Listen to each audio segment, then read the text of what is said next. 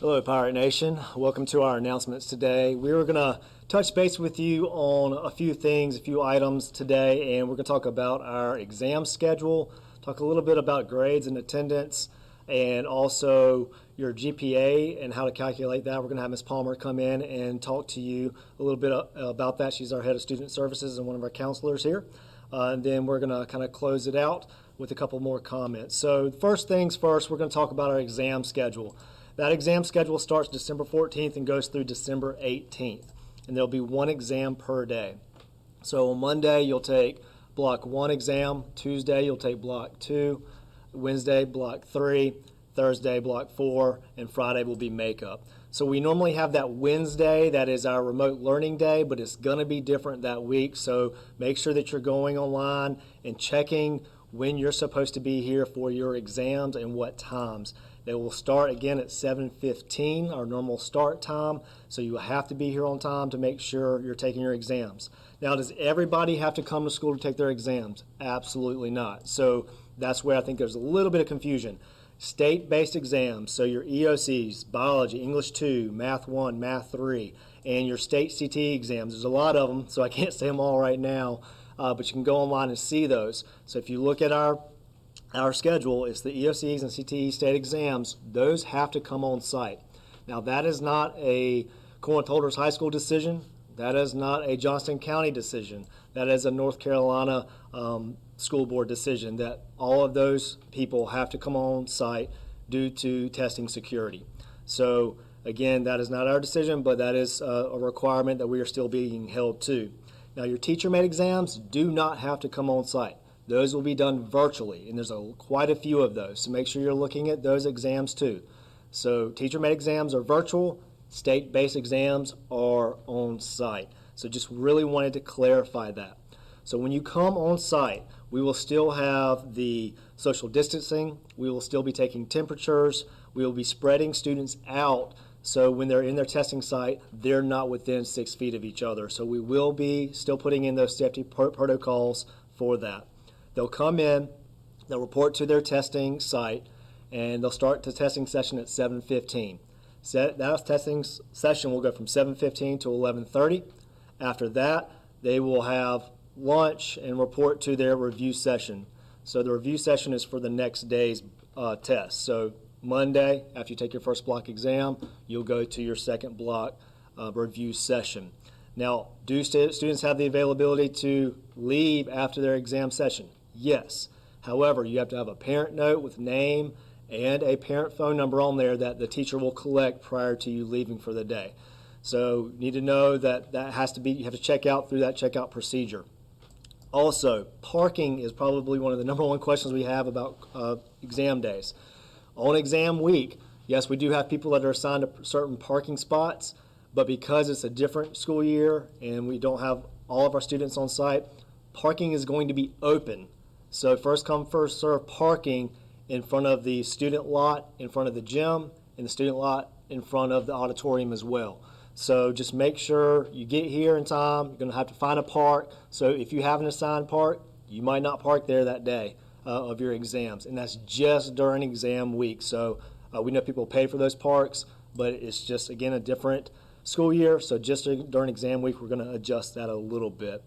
So going into our exams, really need to concentrate and focus on our grades and our attendance. So grades, again, are probably impacted by what we're going through. Teachers are adjusting the amount of content that's being delivered, but there's still those high expectations of meeting the course requirement and the course standards for that content. So make sure we're really reviewing that. Parents can go on the parent portal and look at the grades. We encourage you to do that. There's quite a few parents that have not logged on or accessed that account yet. You can still do that and find the directions for that online. Also, attendance is not as high as it normally was the first 9 weeks. So for example, I went into a virtual class the other day. That class has 37 students. Only 6 virtual students were in there. So that is a very low attendance rate. Yes, we're being flexible with our attendance, but that's going to change going into second semester. So there's going to be some stricter guidelines with attendance and grades, so those expectations are going to be a little bit higher now that we're starting to get into the rhythm of delivering instruction this way. So just be prepared for that, and we will communicate those expectations prior to second semester starting. But just know that really need to be in class. If a student's working and they are supposed to be in class, school comes first. If they're working because of a hardship or because they need to provide money for that family because of this pandemic and what's going on, that's different, and we'll work with that student. But we really need students to be present in class. Please, students, hold yourself accountable for that. Parents, please help us out with making sure they're going to class and being in those online sessions is really important because our teachers are being flexible and working hard. A lot of our students are being flexible and working hard. It's a two-way street. We have to work on this together to get our grades up, be prepared for those exams, get our attendance up, and really be prepared to move throughout your high school career. Because even though you are going to be here next year, that doesn't mean, for example, if you're a freshman, if you don't pass all your courses, you'll be here next year, but you might not be a sophomore. So you have to earn those credits, and that impacts your GPA, that impacts your transcript, it impacts your applications of things you might want to do past Corinth Elders High School. So at this time, I'm going to have Ms. Palmer come over and talk to you a little bit about that.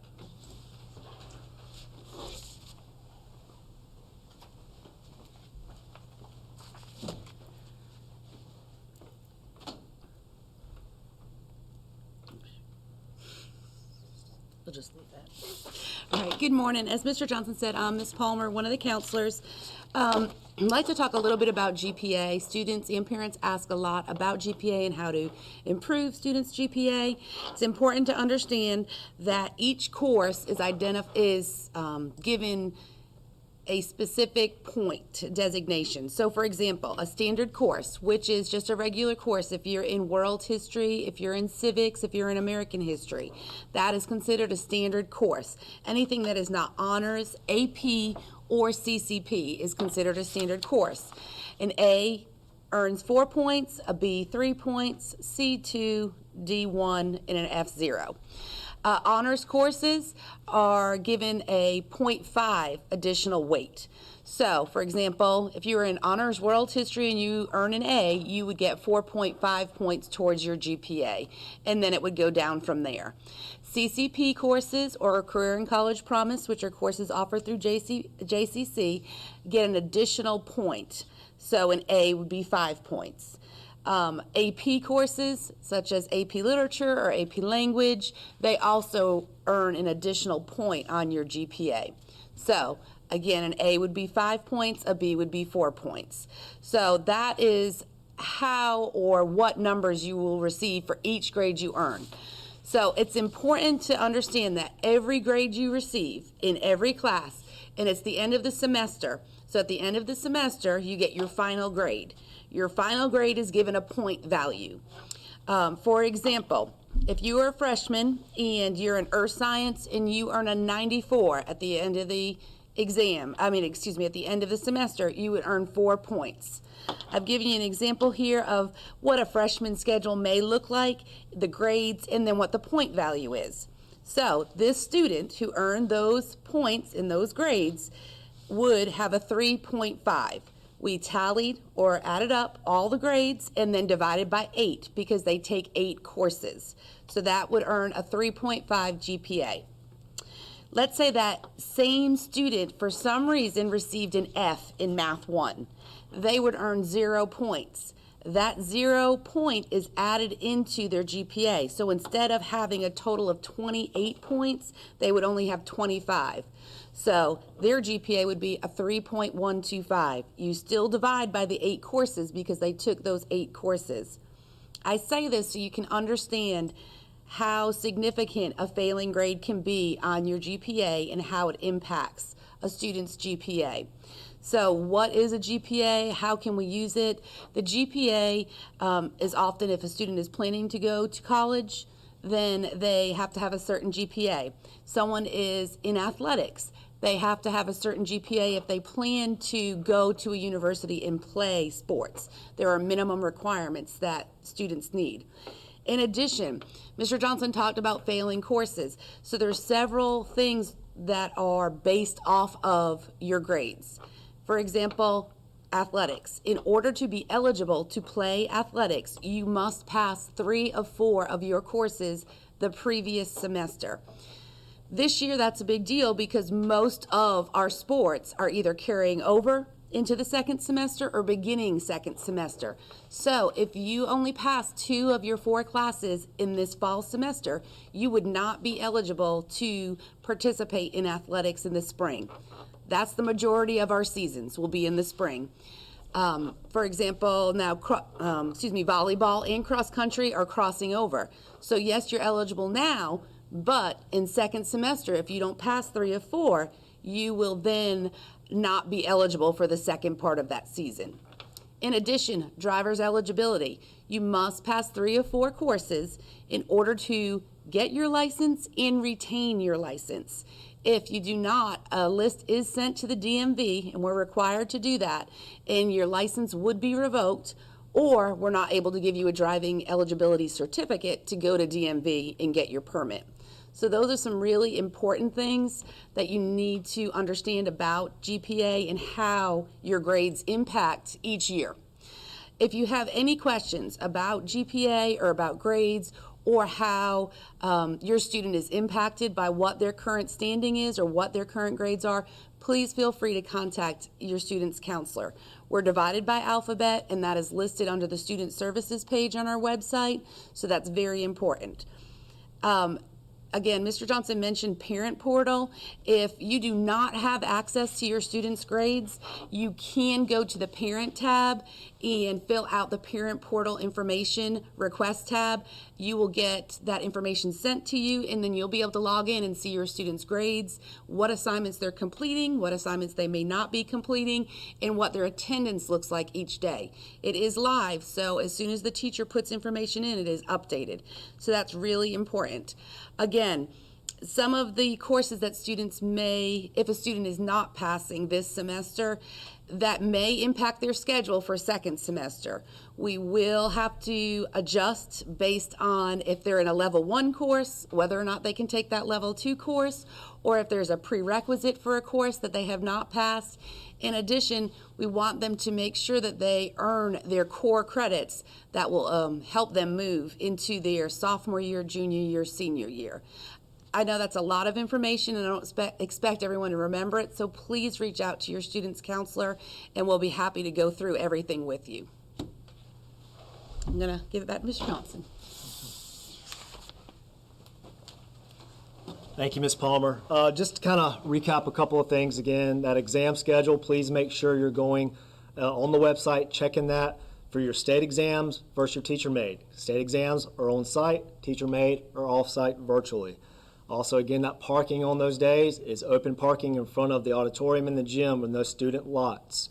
Also, those grades.